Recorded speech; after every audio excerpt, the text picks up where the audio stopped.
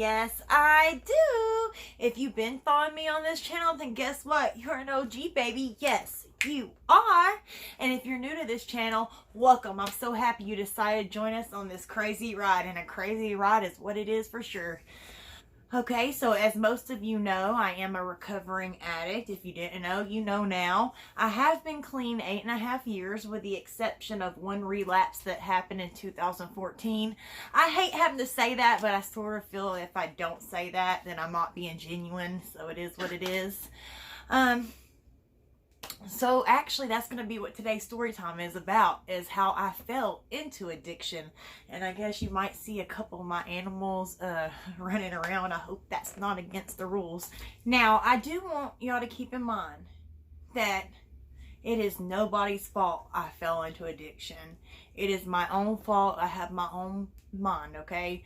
However, I will say that certain people you're around and the things they bring around you and the peer pressure can get to you over time, especially if you are going through something vulnerable, you're in a bad headspace, etc., etc.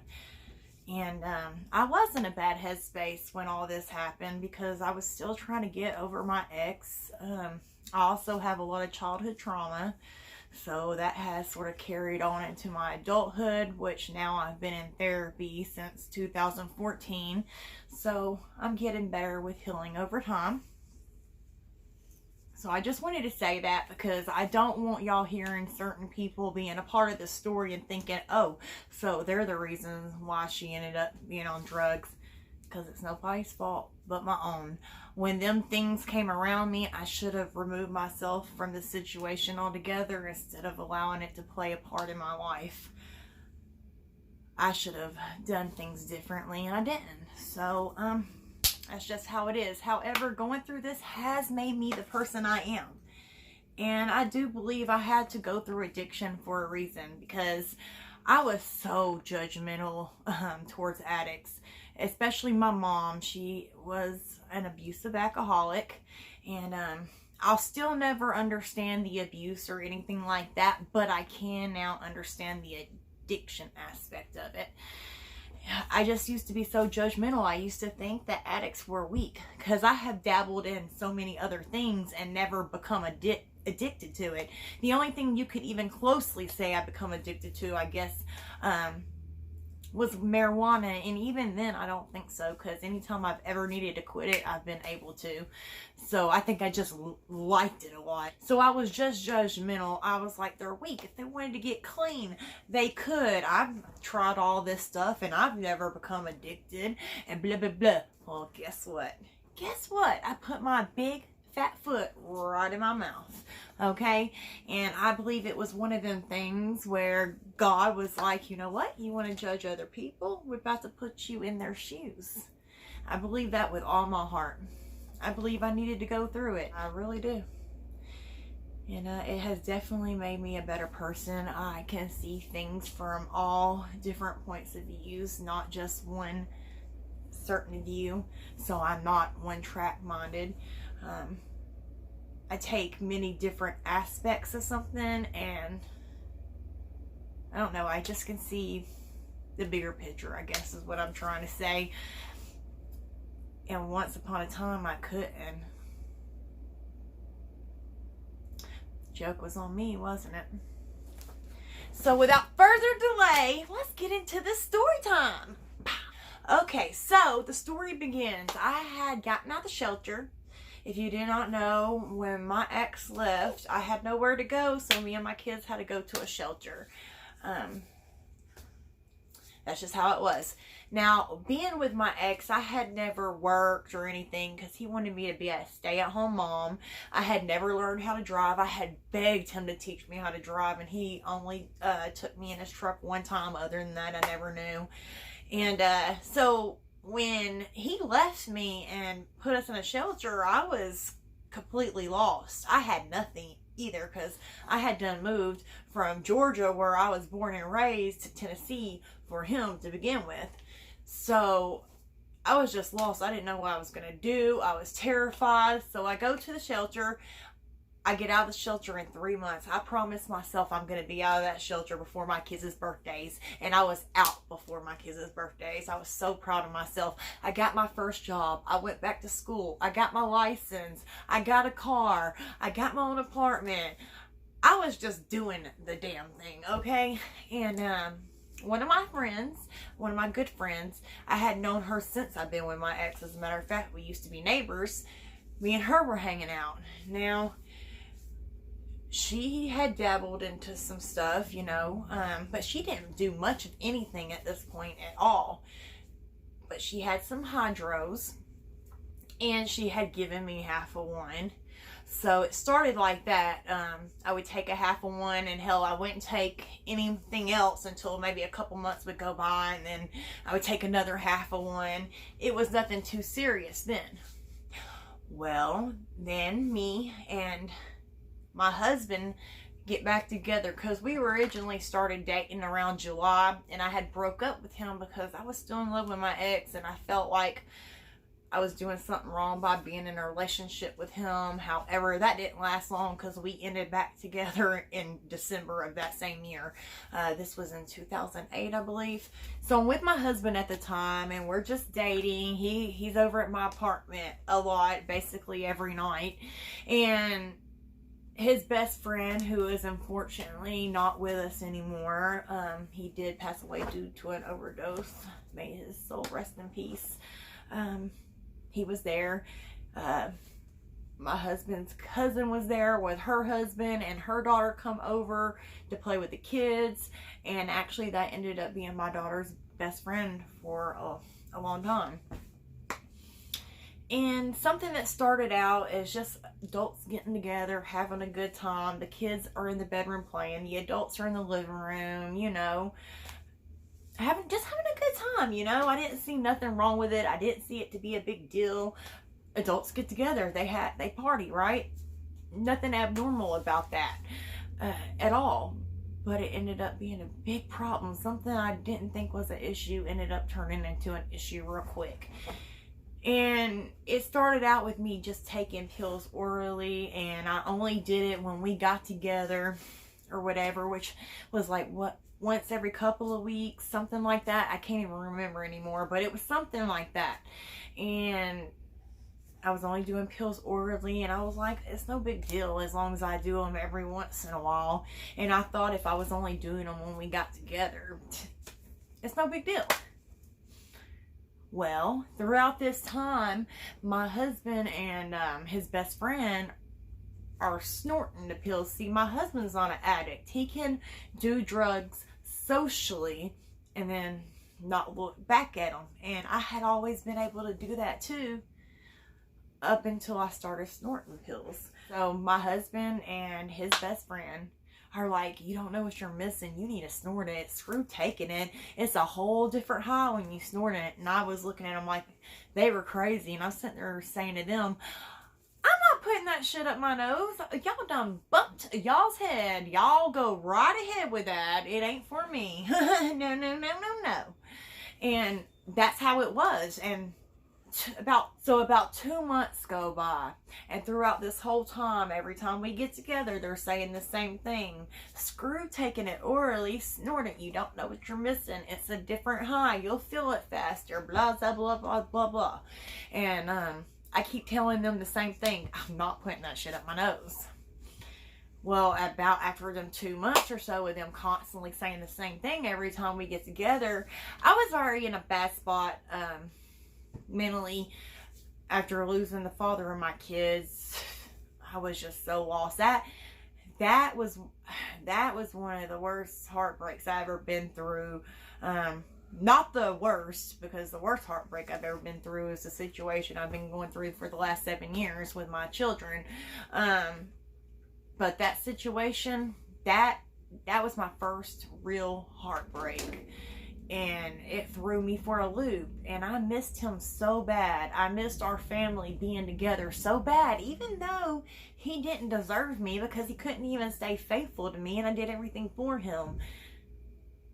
I loved the man, you know. And anything I could do to numb that feeling out, I was doing. But I didn't really realize this at the time. I really did love that man. And when he did me the way he did me, it broke me on a whole nother level. So I remember right before I started snorting pills, I remember saying to myself, screw it, just snort it, see what the big deal is. I was not worried. I was not worried at all. And I remember Tommy's cousin and her husband saying to me, be careful, you don't want to get addicted. You do not want to get addicted to this stuff, because Tommy's cousin's husband had become addicted to it. So they're like, I'm telling you, it will grab a hold of you easily. And I kept saying, it's not going to grab a hold of me. I've done different things and always been able to walk away from it. I'm in that kind of mindset. My ego and everything else, and my pride, yeah, I got this, yeah, it ain't gonna get me. I thought I was too good to be got. Guess what? It got me. It sure did. So I give in and I start snorting the pills, and that is all she fucking wrote right there. It was downhill real quick after that. I remember after snorting it, loving how fast it hit me. It was definitely a different high, I will say that much. And I remember I was starting to lose weight, and it was helping me throw up and become bulimic and anorexic, actually. It was helping me do all these things, and it was numbing me. I wasn't feeling the pain anymore of my ex. I wasn't feeling the pain from my childhood. It was just numbing everything. And on top of that, it was giving me so much energy. I had in my mind that I was a better mom on pills, because it gave me energy to want to do all kinds of different things.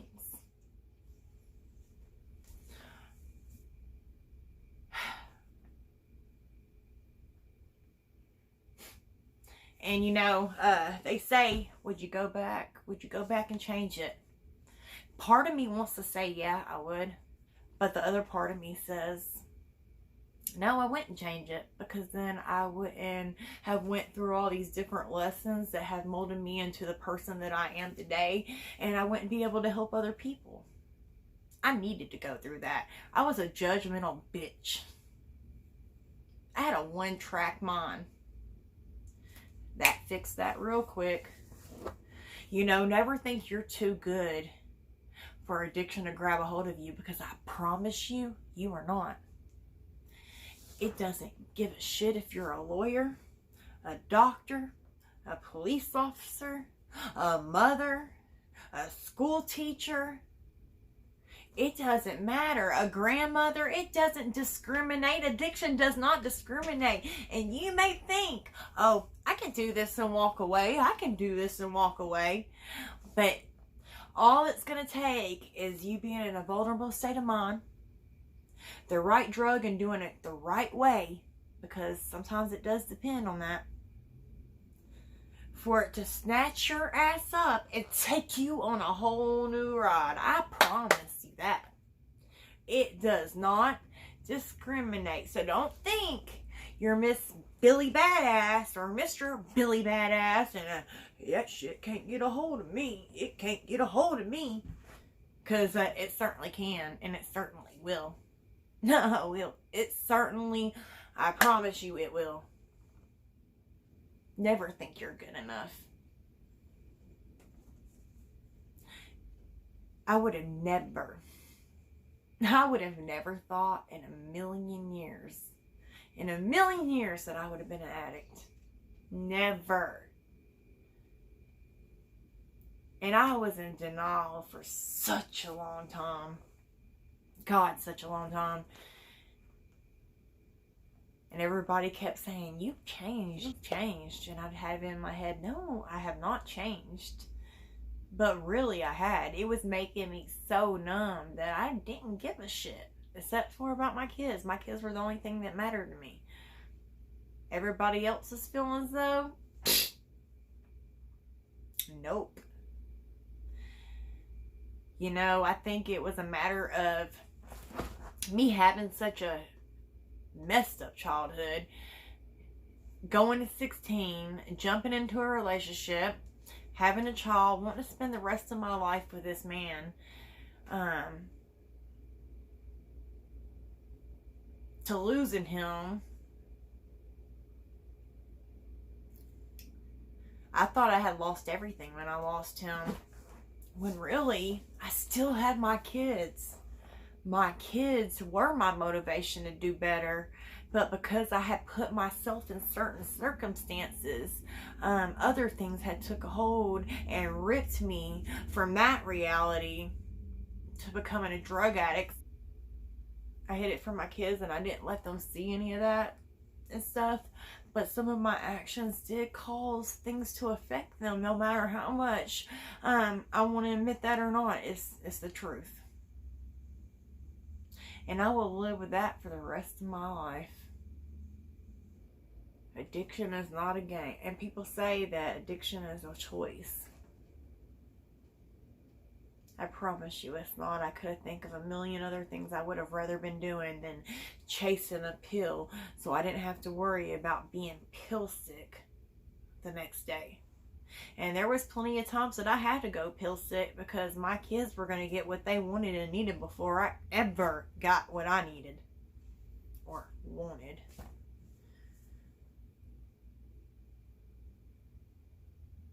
And the truth of the matter is, I've always got what they wanted and needed, but I could have got a lot of them things a lot faster if my money wouldn't have been going on drugs.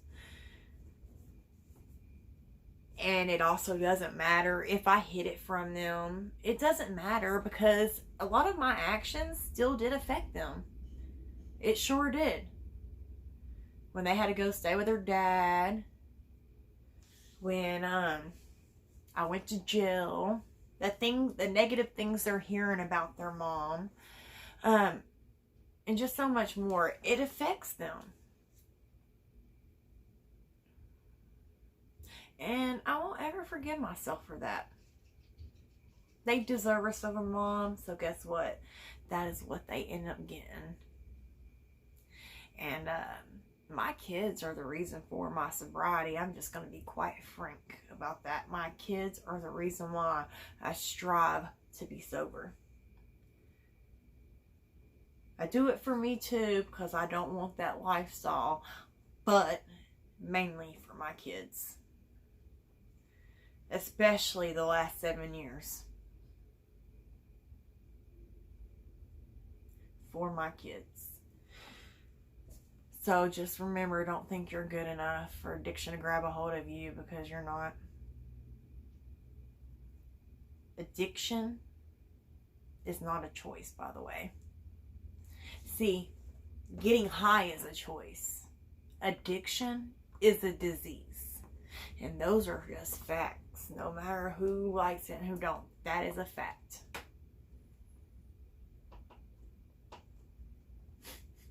My cat. Don't judge a book by its cover.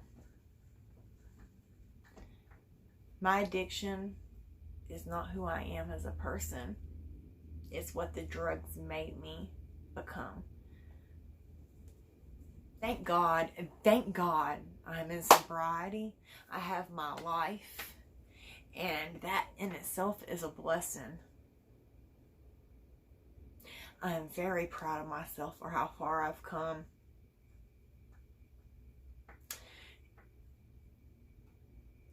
I really am. And if you have been in recovery, you should be proud of yourself too. And if you're still caught up in addiction, my prayers and my heart goes out to you, and I just pray to God you find sobriety. I can't promise you it's going to be easy, but I can promise you it's going to be worth it. So with that being said, that is the story time of how I fell into addiction. If you have any other story times you would like to hear, please drop them in the comments below. Or if you just have another video you want to see in general at the Handsome Blah, then let me know in the comments below. If you are not following me on my YouTube channel, then what are you doing? Join the fam. Bam. click the little subscribe button and post notification button. That way you never miss a beat. And if you're not following me on TikTok, you might as well go ahead and do that too. I'm going to leave that linked in my description. Don't forget, we are doing a giveaway. If you want to know how to enter that giveaway, if you'll go to my TikTok channel on my main page and scroll back, you will see the videos of the rules of how to be entered. I love you all, and thank you for just being here for me and accepting me for me, seeing how far I have come. You are all awesome. Skymar Nation, I love y'all so much. Nobody has a better support system than me. Period. Till next time, stay safe.